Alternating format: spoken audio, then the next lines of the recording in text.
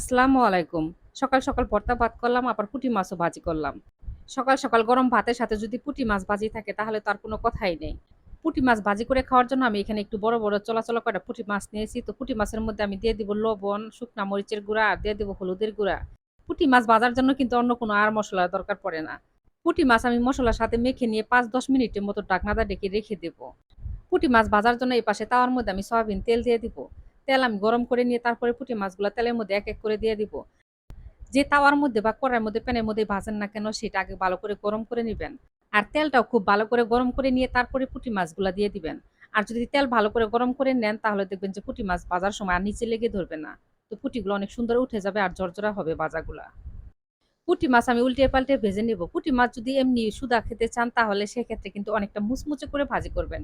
তাহলে সুদা খেতে ভালো লাগবে। আর যদি ভাত দিয়ে খান সেক্ষেত্রে কিন্তু বেশি মুচমুচে করা যাবে না। তাহলে কিন্তু ভাত দিয়ে তেমন একটা খেতে ভালো লাগবে না। আর এই পুঁটি মাছ ভাজি করলাম আমি ভাত দিয়ে খাওয়ার জন্য। তো পুঁটি মাছ ভাজাগুলা হয়ে গেছে। দেখেন আমি কেমন করে ভেজে নিয়েছি। তো এখন আমি উঠিয়ে নেব। তো সবাই ভালো থাকবেন। আল্লাহ হাফেজ।